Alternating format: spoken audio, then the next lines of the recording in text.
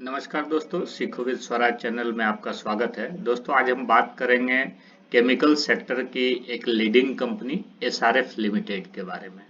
SRF limited chemical sector में अपने reputed product के लिए जानी जाती है, जैसे कि फ्लोरोकेमिकल का बिजनेस है इनका, packaging film, coated fabric, speciality chemical, technical textile, laminated fabric, ये सब बनाती है कंपनी।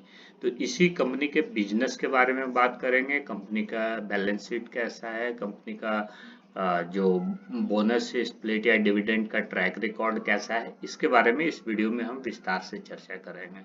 वीडियो में आगे बढ़ने से पहले आपसे अनुरोध है कि यदि आपने हमारे इस चैनल को सब्सक्राइब नहीं किया तो सबसे पहले सब्सक्राइब कर ले और बेल आइकन का बटन हिट कर ले, ताकि जब भी हम ऐसे इन्फॉर्मेटिव वीडियो लेकर आते हैं तो उसके नोटिफिकेशन सबसे पहले आप तक पहुंच जाए। तो चलिए दोस्तों, वीडियो में आगे बात करते हैं एसआरएफ कंपनी के बारे में।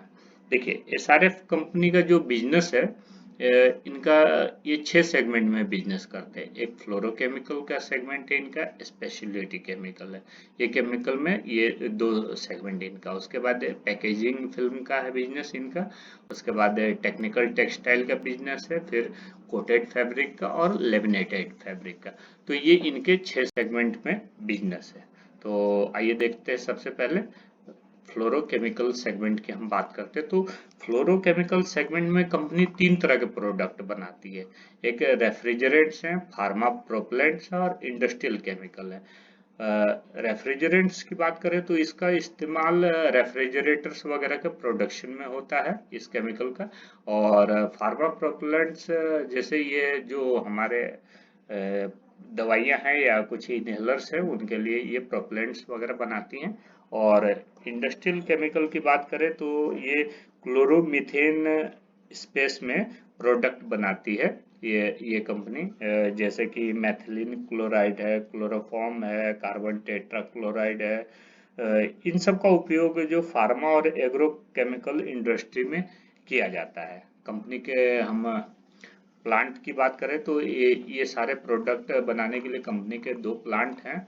और ये एक प्लांट इनका भिवाड़ी में है, ये देख सकते हैं भिवाड़ी में, और दूसरा प्लांट इनका गुजरात के दहेज में है। तो इन दोनों प्लांट में कंपनी के ये 3 प्रोडक्ट तैयार होते हैं, रेफ्रिजरेंट्स, फार्मा प्रोपेलेंट और इंडस्ट्रियल केमिकल्स। और अब हम कंपनी के हम नेक्स्ट बिजनेस की हम बात करते हैं, वो है स्पेशलिटी केमिकल्स का। तो देखिए, स्पेशलिटी केमिकल सेगमेंट में एग्रो केमिकल और फार्मास्यूटिकल स्पेस सेगमेंट में ये जो कंपनी का जो बिजनेस है स्पेशलिटी केमिकल सेगमेंट में एग्रो केमिकल और फार्मास्यूटिकल स्पेस से है। कंपनी को फ्लोरिनेशन केमिस्ट्री में एक्सपर्टीज हासिल है।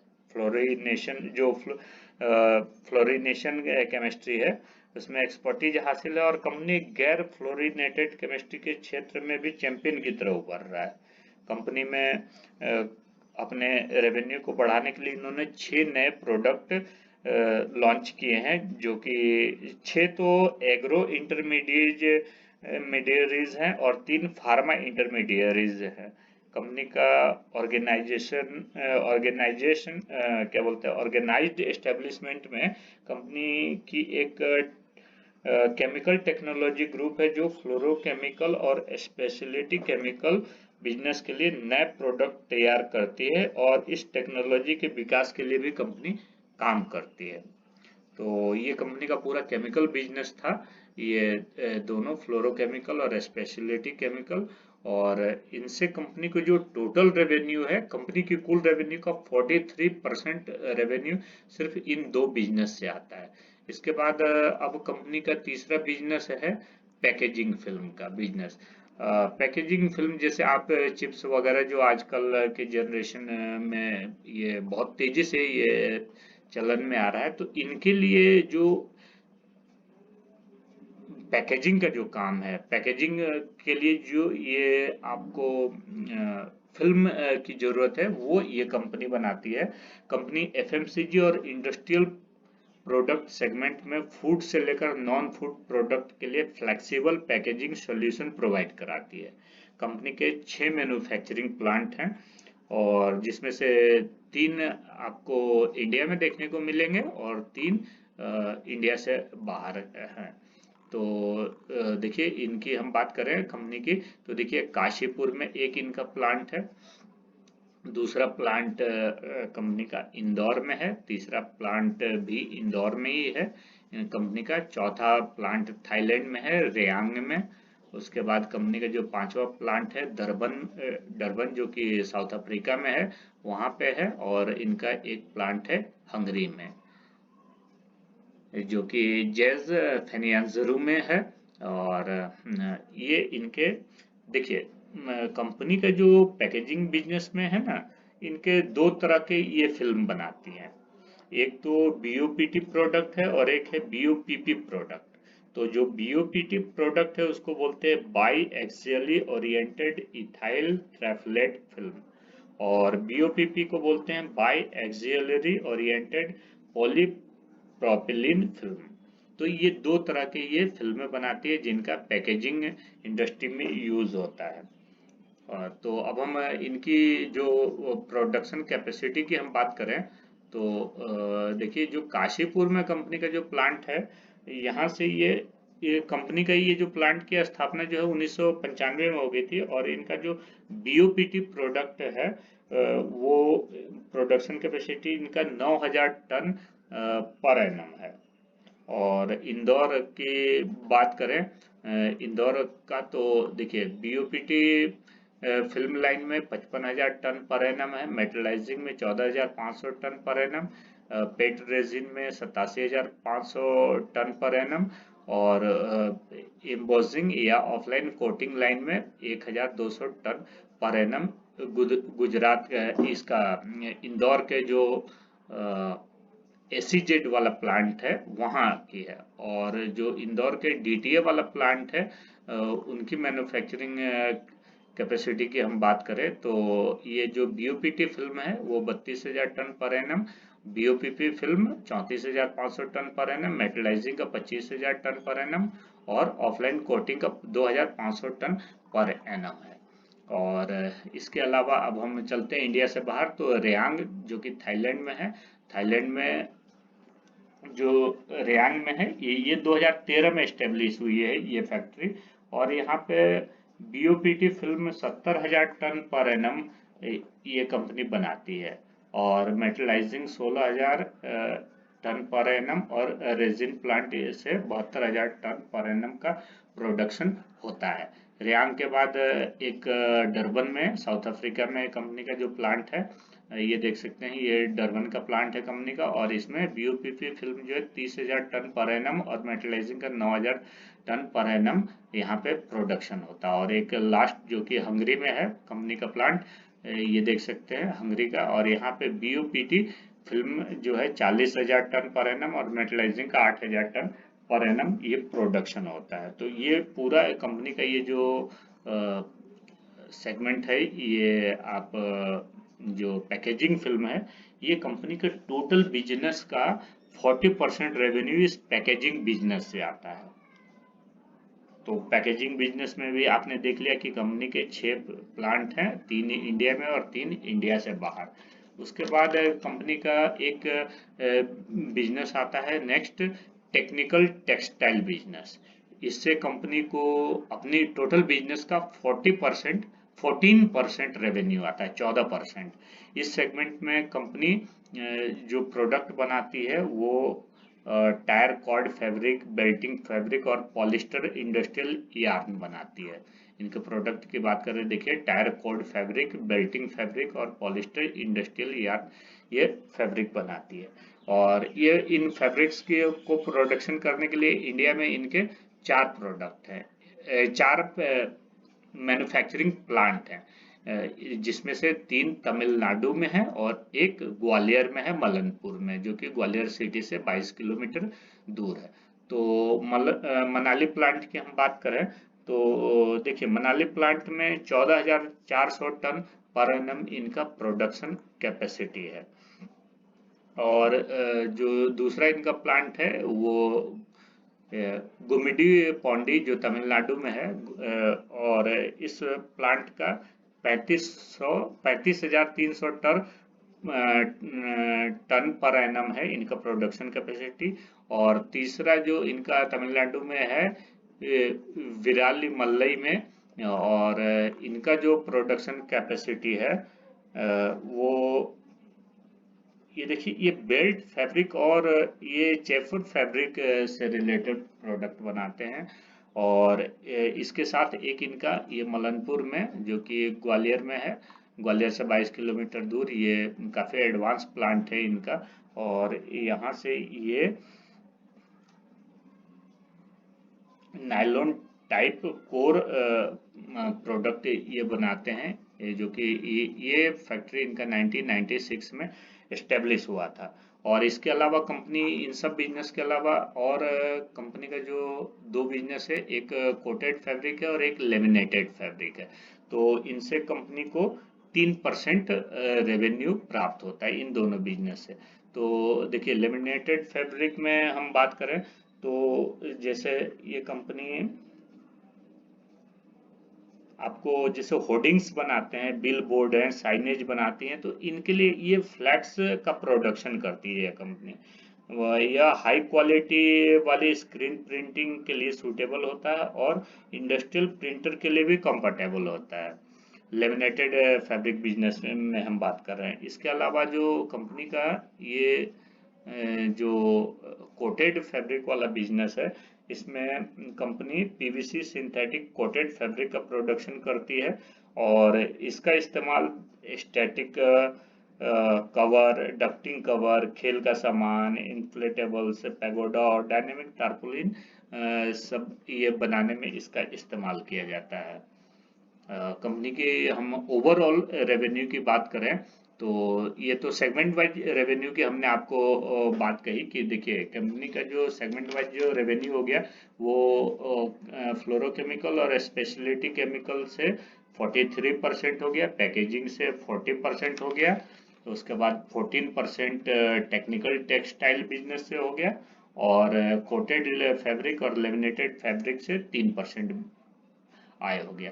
अब इनके सेल्स की हम बात करें तो देखिए, टोटल इनका प्रोडक्शन का 51% तो सेल्स इंडिया में ही है। जर्मनी से इनको 7% रेवेन्यू आता है, यूएसए से 6%, स्विट्जरलैंड से 6%, साउथ अफ्रीका से 5%, बेल्जियम से 4%, और उसके बाद थाईलैंड से 2% है, और रेस्ट ऑफ द वर्ल्ड से 20% कंपनी को रेवेन्यू प्राप्त होता है। तो ये कंपनी के बारे में एक मोटा मोटा ओवरव्यू था। और इसके फाइनेंशियल पैरामीटर्स की हम बात कर लेते हैं, आगे बढ़ते हैं। देखिए, कंपनी का जो मार्केट कैपिटलाइजेशन है वो 64,675 करोड़ का है, अर्थात ये एक लार्ज कैप की कंपनी है।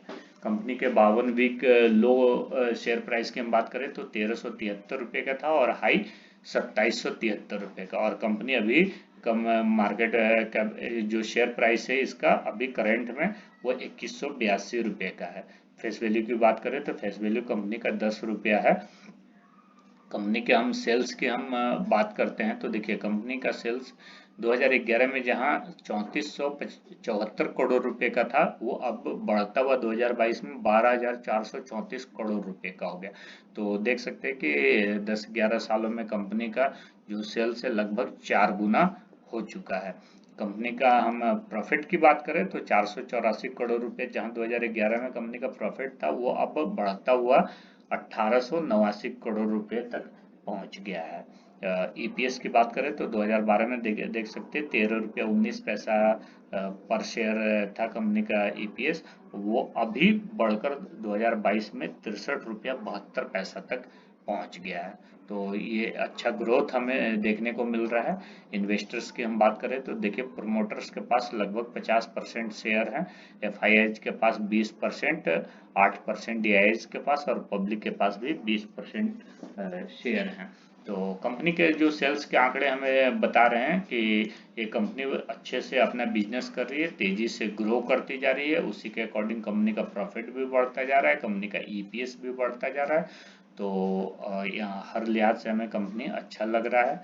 कंपनी के हम बैलेंस शीट की बात करते हैं तो देखिए, कंपनी का जो रेवेन्यू रिजर्व एंड सरप्लस है वो 2018 में जहां कंपनी के पास रिजर्व और सरप्लस जो था वो 3391 करोड़ था, जो कि 2019 में 3860 करोड़, 20 में 4625 करोड़, 21 में 6235 करोड़ और 22 में 7327 करोड़ रुपए हो गया। लॉन्ग टर्म बोरोइंग्स की बात करें तो कंपनी के ऊपर 1179 करोड़ रुपए का लॉन्ग टर्म बोरोइंग और शॉर्ट टर्म बोरोइंग 1585 करोड़ रुपए का है। कैश एंड कैश इक्विवेलेंट की हम बात करते हैं तो देखिए कंपनी के ऊपर जो कंपनी के पास जो कैश है अभी 328 करोड़ रुपए का कैश कंपनी ने अपने पास रखा हुआ है।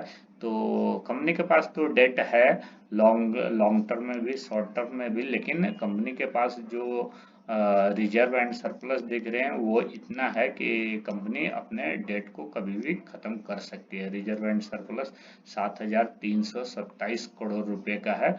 आप देख सकते हैं इससे कंपनी चाहे तो कभी भी अपना लॉन्ग टर्म या शॉर्ट टर्म डेट को खत्म कर सकती है। कंपनी के स्प्लिट की हम बात करें तो कंपनी ने अभी तक अपने शेयर का स्प्लिट नहीं किया है और ये 10 रुपये के फेस वैल्यू पर भी है। बोनस की हम बात करें तो कंपनी ने अपने शेयर होल्डर्स को 2 बार बोनस का भी फायदा दिया है। 1983 में कंपनी ने 1:2 के रेशियो में बोनस दिया था और 2021 में कंपनी ने 4:1 के रेशियो में बोनस दिया। कंपनी अपने शेयर होल्डर्स को डिविडेंड भी टाइम टाइम पे देते आ रही है। देखिए इस साल कंपनी ने 4 रुपया 75 पैसा का डिविडेंड अपने शेयर होल्डर्स को दिया है। 2021 में कंपनी ने 12 रुपया और 19 रुपया का डिविडेंड दिया था। इसी प्रकार 20 में 5 रुपया और 7 रुपये का डिविडेंड दिया था। 2019 की हम बात करें तो 7 रुपया और 6 रुपया का डिविडेंड कंपनी ने अपने शेयर होल्डर्स को दिया था। तो कह सकते हैं कि कंपनी बिल्कुल एक निश्चित समय अंतराल पर अपने शेयर होल्डर्स को डिविडेंड भी देते आ रही है। तो डिविडेंड देना इसका मतलब यह है कि कंपनी का बिजनेस अच्छे से ग्रो कर रहा है। तो और अब हम टेक्निकल चार्ट की बात करते हैं कंपनी का, तो देखिए कंपनी अपने जो 52 वीक हाई है लगभग 27,500 रुपये से 27,500 रुपये तक कंपनी अपने हाई पे गया था और कंपनी वहां से गिरकर अभी लगभग 2170-72 रुपए के रेट पर हमें अभी मिल रहा है। तो हाई से हम डाउन की बात करें तो देखिए कंपनी अपने हाई से लगभग अभी 20% 20 से 21% गिर चुका है। तो अभी हम अपने चार्ट के अकॉर्डिंग हम बात करें तो देखिए कंपनी अगर आपको 2000 रुपये के रेंज तक यहाँ तक मिलता है तो ये बहुत अच्छी बाइंग इसको कह सकते हैं। तो आप थोड़ा सा इंतजार कीजिए, अगर 2000 रुपये के रेंज तक में ये शेयर मिलता है तो आप खरीदने के बारे में सोच सकते हैं। और यदि आपने ले रखा है कंपनी को तो यहाँ पे एवरेज आउट करने के बारे में भी सोच सकते हैं। कंपनी का फ्यूचर बहुत बढ़िया है और कंपनी कंटिन्यूअसली ग्रो कर रही है और ये ग्रो के साथ साथ कंपनी अपने प्लांट के एक्सपेंशन पे भी बहुत तेजी से काम कर रही है। तो बहुत अच्छी कंपनी है, इसमें आप इन्वेस्टमेंट के बारे में सोच सकते हैं। वीडियो आपको कैसा लगा? अगर अच्छा लगा तो इसे लाइक करें, अपने दोस्तों के साथ शेयर करें और ऐसे इन्फॉर्मेटिव वीडियो के लिए हमारे इस चैनल को सब्सक्राइब करना बिल्कुल ना भूलें। मिलते हैं अगले वीडियो में। जय हिंद।